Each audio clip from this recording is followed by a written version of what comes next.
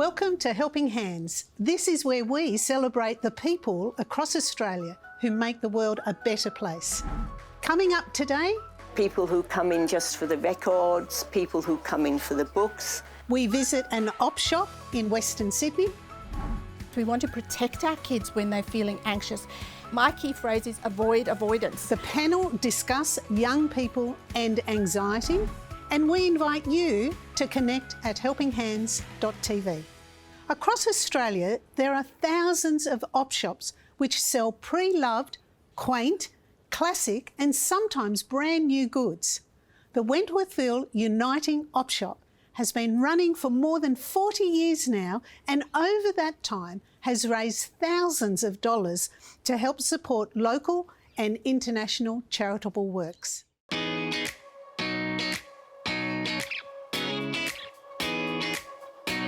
Over 30 years I've been working in the op shop. It started off quite small and now it's a very popular shop. We're just setting up the outside veranda. As people come in, something will catch their eye and hopefully we'll sell it. Yeah.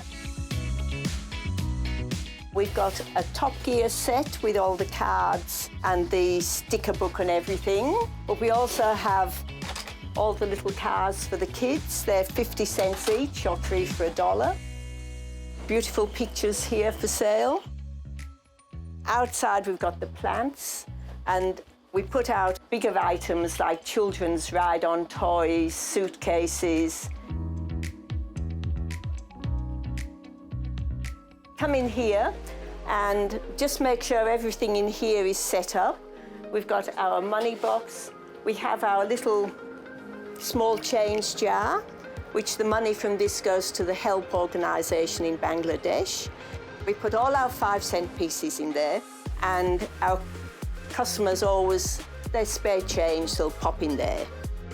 I'm Anne, I'm the op shop coordinator. I have to make sure everything that comes in is sorted. It's a matter of just everyone who works here, of making sure that when they're here, they're enjoying what they're doing. We have about 20 volunteers. They're all lovely people, and all just giving their time to something they feel is worthwhile, as an opportunity also, especially the ones who live around here, to mix with the community, you know, to talk to the community. Hello, how are you? You okay? I give the donation for the kids. Yes, yes, yes. That was lovely. Thank you. Every January we close for 4 weeks to restock and get our breath together. So this is the first day, so we expect a lot of people in today to come and see what they've missed out on. It's the cheapest shop in town. There's no other shop like this one. Oh, more than 20 years. I love this shop. I can't wait till it opens. Come early and wait out there so I can grab a bargain. I buy toys for my grandkids, clothing, stuff for the hospital, Westmead Public. And I buy some crockery, cutlery, mugs, whatever. Yeah, and stuff for my home as well. This is the bric-a-brac plus Manchester and such, and this is the end result. When we sort our bric-a-brac, it's sorted in a small kitchen area there. We price it there, then we bring it through and put it into these different shelves depending on what it is. Flower vases clearly there, which are all different sorts, and these are coffee pots, teapots, and if you want to learn to keep calm, this is the one you buy. Keep calm and carry on. They look like they're strange in their pricing sometimes because some might only have $1 or $2 on. This one has 5 on it, but it's a Mikasa. It's a crystal one. This one here is all 20 cents. So these are little bits and pieces that we can't put as sets, or they're a little worn, but some people might come and they might have the dinner set at home and they're missing a plate or they've broken a plate, so they'll come and sort through these, and that's quite often filled their set. So they're all 20 cents a piece. And then we have our glassware here.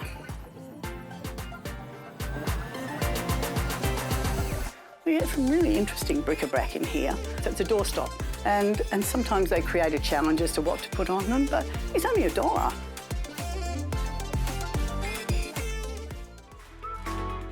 There's more to come on Helping Hands. People who just come in to spend 20 minutes chatting to someone who'll listen, just to keep up with what's going on.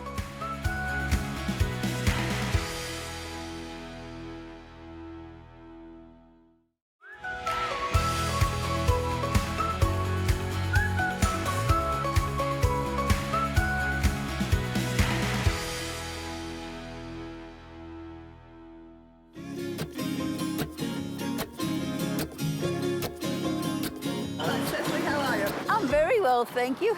I'll go and get them. All right, thank you very much. Yes, thank you. Well, that's a lady that lives up the street. She sometimes gives me bits of cuttings and plants to propagate on, sort of thing. So she just asked me now if I wanted some coleus. And she's got some that are struck.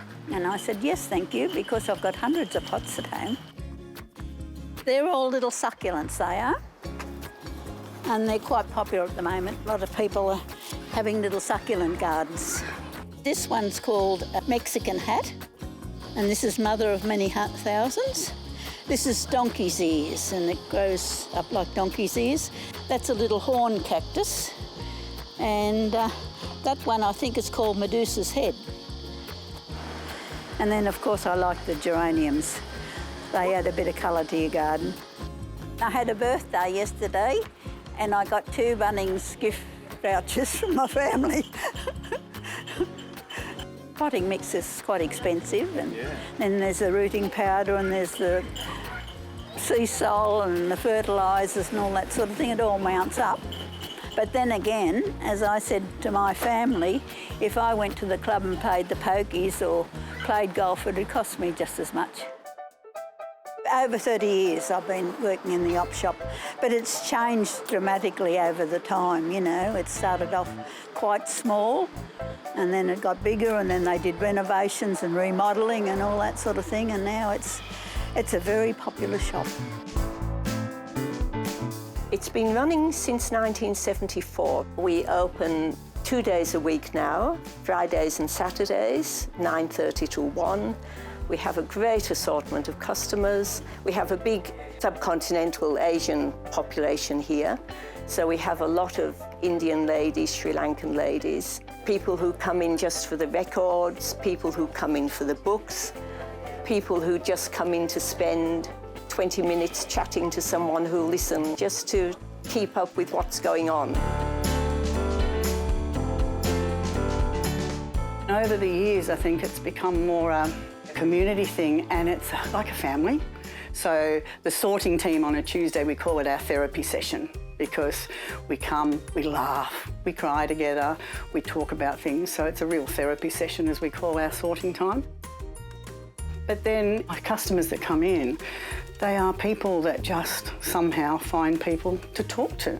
And it makes the community part of us. For me, it just is very fulfilling, working and being able to help someone, especially at their worst time of their life. I think probably the one time I remember is I was out here and there was a lady received a phone call that her father had passed away, and she just dropped the phone, burst into tears, and it was lovely to be able to give her a cuddle and make her a cup of tea and then take her home, because she'd walked here. And she comes back quite frequently now. She's become quite one of our regulars, and I'm not the only one that's got stories like that. Most of our volunteers would have special stories to tell of people. The connection it's made with the community out there, it's just immeasurable. I came to buy the plates for the hospital. They're very good quality. I've seen a set there which is called Noritake, and that's worth like more than probably $500. I'm going to show you these dinner plates. Look at this now. That's Noritake. Japanese make. This, what you find at the table here, should be a few $100s. And for $1 a plate and 50 cents for a small plate, man, you're laughing. There's always something different here. It's never the same, you know. Thank you very much. Glasses, that's your plates. There's never been a day where I've come here and not bought something.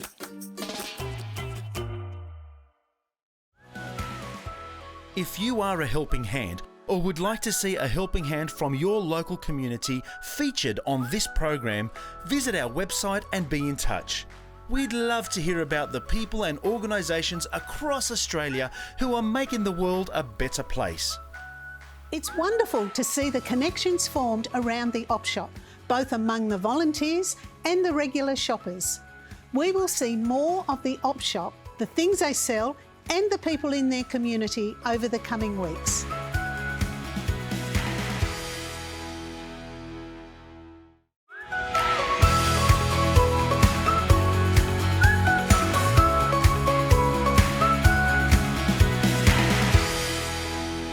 Welcome back to Helping Hands, the program where we celebrate the people who make the world a better place. Joining Laura Bennett in the studio today to discuss the growing issue of anxiety in young people is Keith Garner, Colette Smart and Nathan Brewer. Hi guys, thank you for joining us. With me on the panel today we have Keith Garner, former CEO of Wesley Mission. We have psychologist and teacher Colette Smart and youth worker Nathan Brewer. Thank you all so much for being with us. Colette, we'll start with you. Young people don't always recognise when they are anxious. What are some of the signs for a teenager that maybe anxiety is what they're dealing with? We need to remember anxiety isn't always a bad thing. It's what keeps us alive. But I often say to young people, our anxiety is kind of like a smoke alarm in our brains. But what happens for some of our young people is their smoke alarm is highly sensitive. So it's kind of detecting just the toast burning as if the whole house is burning down. So we've got to kind of help them with that. And some of our young people also don't need a formal diagnosis of an anxiety disorder to be struggling. When I talk to them, I say to them, look for things in your body and your life that are kind of different. Something's changed for you. So we look for physical symptoms, so feeling sick, feeling upset in their tummy, shaking, all sorts of palms sweating, those kind of physical symptoms in your body. Then we ask them to think about what's going on for you inside your brain and inside your heart or your emotions. So are you feeling more fearful about certain situations? Are you avoiding certain things? For parents, are your children saying, I don't want to go to school, I feel sick this morning, where before they weren't? Then we also ask them to think about their psychological aspects. So are you fearing things a lot more? Are you avoiding situations? You don't want to go out with your friends like you used to. You don't want to play the sports that you loved playing before. And so that spills into their social lives. They're withdrawing a lot from family and friends and so on. So it's kind of, there isn't a one size fits all for everybody. It's going to look different for your child or for the young person we're talking to. It will look different for each family and each individual, but it's looking for changes really. Right, and so for the parents, Keith, I'm thinking of the work that you did with Wesley Mission, working with families that are in situations of distress. How does the pressure that is on mum, dad, carer impact the young people that they may live with? The idea that this is just an isolated thing for one person, when there's anxiety, it affects the whole of a unit, whatever that unit is. Yeah. And I think mentoring, being alongside people when they go through those experiences, and also helping people to realise they're not the only ones. You're not the only one experiencing this. And it's not the end of the world. The road doesn't come to an end because you're going this way. And actually helping to build and be confident again, I think is very, very important. And I really did believe it was one of the major issues that we face. The end thing to say today is all issues are about mental health. I don't like that kind of phraseology because I think there's a better way of putting it than that. I think people all experience different challenges, and for many young people the challenges that comes through success, examinations, family life, relationship breakdown, anxiety is a good way of putting it. Yeah, and I think our mental well-being has had such a beating in the last couple of years, and anxiety is really presented in so many people's lives. Nathan, you do work with young people. When you're in those sort of situations with them, what are some of the ways that you help remedy the anxiety they may experience? Like, does that come down to having rest, having downtime, or what does that look like? Yeah, I think for young people, it's being social is key. So America, the CDC released stats that over COVID lockdown, anxiety tripled and depression quadrupled. And so kids need to be out with friends, with people, and so it's encouraging them along to groups, to play sport, to go out and do activities with others. It's so key. And downtime is super important as well. I think one of the challenges that have been identified is that parents are treating childhood as like, you know, university prep and career prep rather than just letting them be kids. And so your parents are in the back of the mind, how can I help my kid's resume, as opposed to how can I get them along with friends and just having fun. And when we went through that COVID time, it was a terrifically difficult and challenging time, not only for parents but for kids who couldn't get out and be and do all those things. Yeah, and I think one of the things that COVID taught us was how important connection is for our young people, how much they need to be, you mentioned social, and we knew that their mental health was struggling before COVID, but absolutely we've seen more of that. And I think things, you know, sometimes as parents we want to protect our kids when they're feeling anxious. And one of the worst things we can do is let them avoid a situation. My key phrase is avoid avoidance, because the more you avoid something, the bigger that grows in your mind and your child's mind, and the more they want to stay away from it, and they don't get the practice. So lots of listening, then lots of socializing. If your child's not a super social being, they may not be an extrovert, but find their tribe, help them find connections with people that speak their language and they can be out with and do things that are meaningful for them, I think are important. I think a lot of parents try to be really helpful by avoiding their kids' exposure to unpleasant things, where actually it'd be much more helpful for their kids to actually let them have that unpleasant experience and then build resilience and perseverance from that. So we have really good intentions. We don't want our kids to experience any unpleasant thing ever, and yet actually equipping them to deal with unpleasantness is far better than just avoiding all difficult things. And it's hard as a parent. I don't like my children going through stress. I want to rescue them and scoop them up and go, oh, it'll be okay, but we're crippling them in the long run, and it's hard. Sometimes we've got to sit on our hands as parents and carers and go, you know what, some of these things, if they're not deal breakers and they're not law breakers, they're things our kids just need to go through and experience. And then drawing on their strengths. I find with some of my clients, I say to them, what have you done really well at times when it's been hard, or areas that you love and you enjoy and you're good at? What are your strengths in that? How can we draw on those a little bit to actually see how we can help in these other areas, rather than always looking at what we call the deficit model, you know, everything's going wrong. We look at, let's draw on your strengths and what are those, and we celebrate those. And there's a normality about going through those experiences, isn't there? And in the day-to-day way, if we bring this back to what does it look like to reduce anxiety, support our mental health from a day-to-day perspective, Keith, what would you say some of the daily routines might be that would help that? Is it as simple as going for a walk, having some time to journal perhaps? What would you consider to be those important aspects? Journaling sounds awfully middle class to me. I have to tell you, many of the kids that we dealt with at Wesley Mission wouldn't know what a journal is to start with. But the principle of what you're asking is right. That's being able to look at what you've been doing, examine what you've been doing, try to understand the journey that you're on. And that, I think, is journaling without calling it that. And I think people need to do that. They do need to be able to do things. I think we're obsessed today with doing so many things. We've got 8 grandkids. I don't know how I survive all this. 8 grandkids, they're lovely, but they do so many things. There are so many things that, you know, I don't know how their parents manage it, really. They've got a list of where they're going next. But people need to have creative moments in their lives. And for young people, that's very, very important. Yeah, and so, I mean, I spoke about strengths, but you draw on something so important there where you talk about how our young people need downtime. They need time to just be and lie around and veg around and not be highly scheduled. I love that my kids are active, but they also need to have times where it's just, you know, thinking and daydreaming, and that is why I also think sometimes we need technology breaks. And as parents, we've got to model that, because it's not as simple as saying that's causing anxiety. I'm not saying that at all, but what is it taking away in our young people's lives? They're eating healthily, getting exercise, socializing, doing some face-to-face stuff that is better for their anxiety than just sitting on a screen, perhaps. Yes, letting your mind wander, it's important. You've all been such great contributors today. Really appreciate your time. And thank you so much for watching. If there's a topic that you'd like to see discussed on Helping Hands, visit our website and be in touch. We love talking about the things that make the world a better place. Did anything that Colette, Keith or Nathan say resonate with you or give you something to think about? If so, let us know at helpinghands.tv.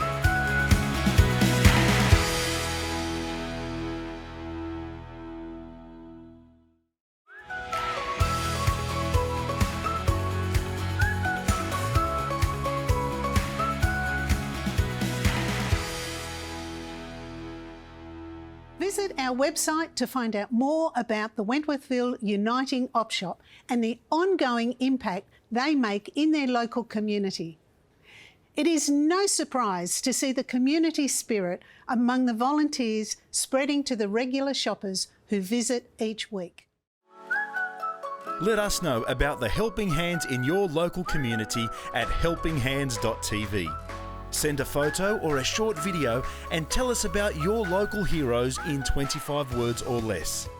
Thanks to Keith Garner, Colette Smart, Nathan Brewer for joining Laura in the studio today, and thanks to you for being part of the program. I hope to see you on our social media channels, Facebook and Instagram. We'll be back next week and I hope to see you then.